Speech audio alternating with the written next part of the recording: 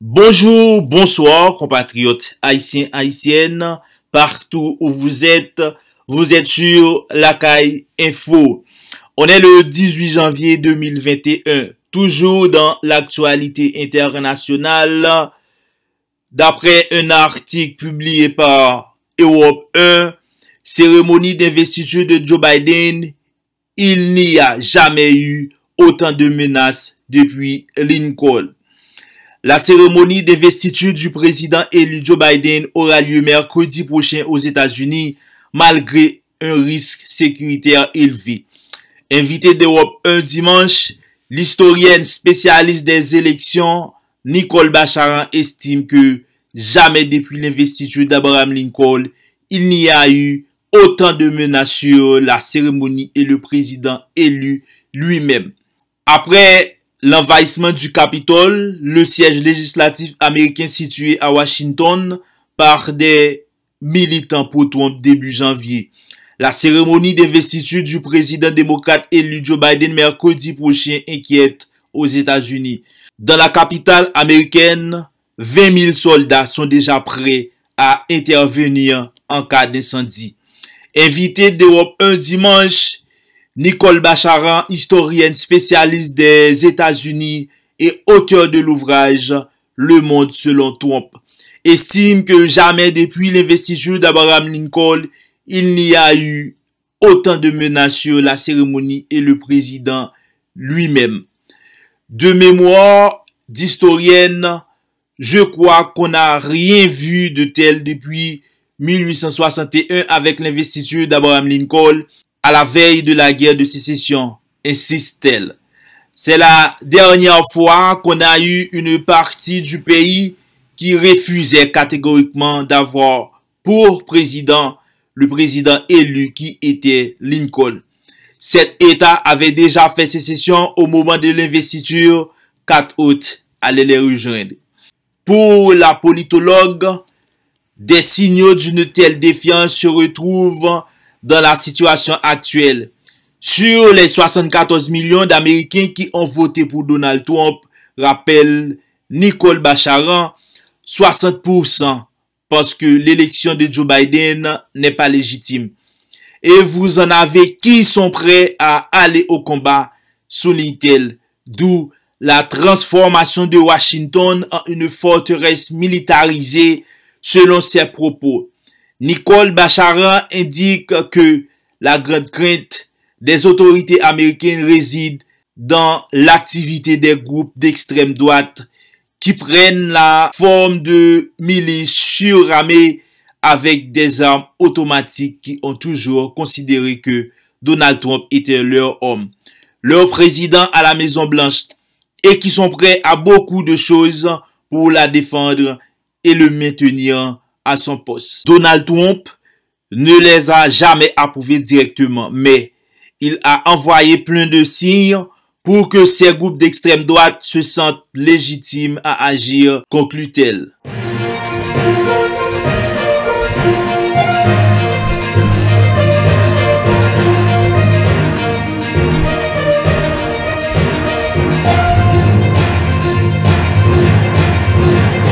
D'après un article publié par RFI, les progressistes et les Afro-Américains attendent Joe Biden au tournant.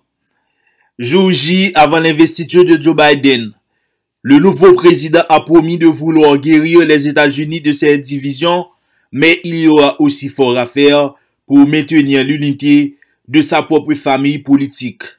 Au sein du Parti démocrate, l'aile gauche n'a cessé de gagner en influence. De même, l'électorat afro-américain attend aussi beaucoup. Les progressistes attirent de plus en plus d'électeurs, notamment les jeunes, et veulent maintenant voir leurs idées reprises par le centriste Joe Biden et par sa nouvelle administration.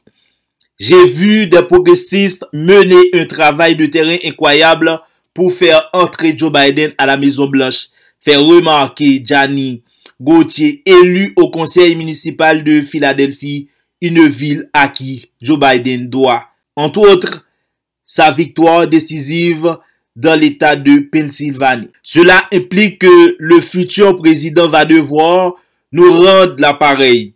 Nous l'avons déjà poussé vers la gauche sur plusieurs points de son programme et nous allons continuer, poursuit-elle. L'un de ces points est de lutter contre le changement climatique de manière générale.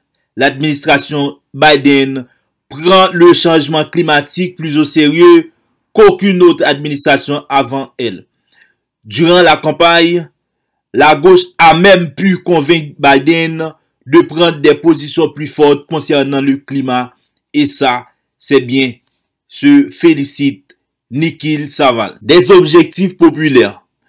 Ce socialiste fraîchement élu au Sénat de Pennsylvanie sous la bannière du Parti démocrate voudrait qu'il y en soit de même pour les questions de réforme de la police, de logement ou encore d'assurance maladie. Je crois que les objectifs pour lesquels nous nous battons sont populaires et nous voulons que nos priorités, qui sont les priorités de la majorité des Américains, deviennent les priorités du Parti démocrate qui doit être un vrai parti de gauche, poursuit-il. À 29 ans, Leila a soutenu la candidature de Bernie Sanders avant de voter pour Joe Biden à la présidentielle. Si les démocrates veulent continuer à avoir les voix des jeunes électeurs, ils vont être obligés de travailler avec les progressistes. L'électorat afro-américain attend beaucoup. Après le mouvement Black Lives Matter et ses manifestations à travers les États-Unis contre le racisme systémique et les violences policières.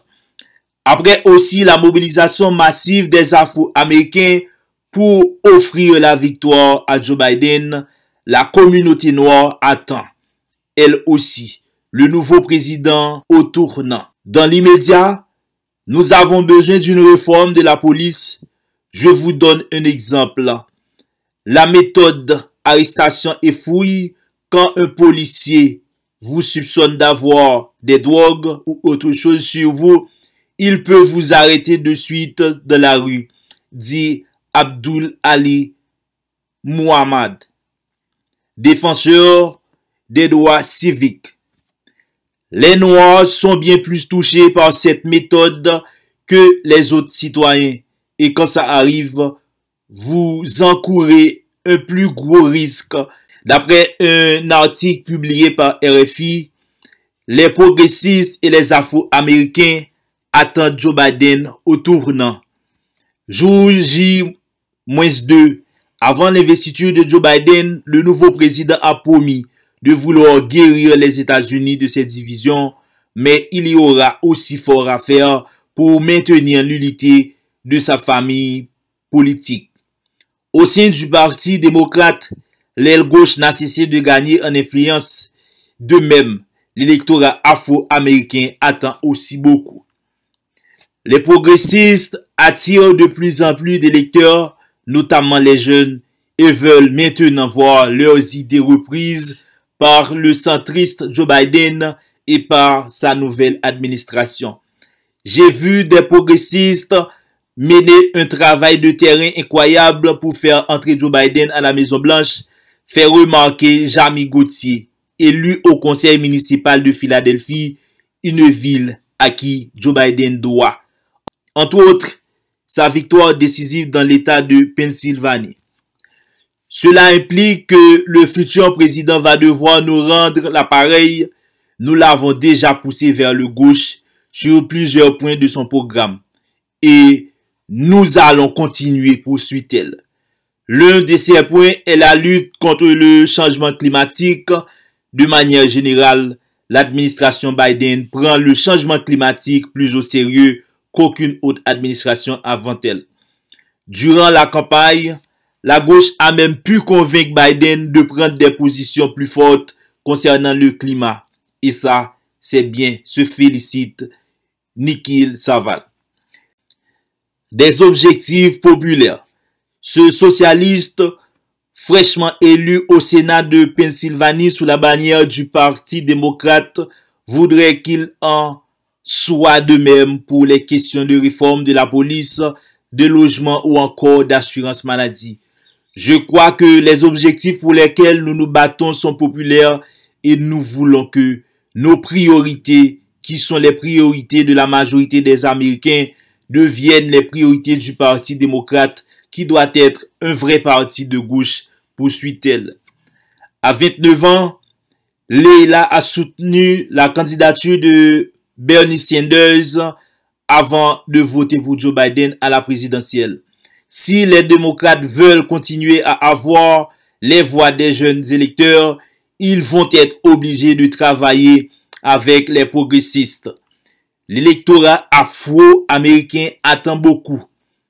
Après le mouvement Black Lives Matter et ses manifestations à travers les États-Unis contre le racisme systémique et les violences policières, après aussi la mobilisation massive des Afro-Américains pour offrir la victoire à Joe Biden, la communauté noire attend, elle aussi, le nouveau président au tournant.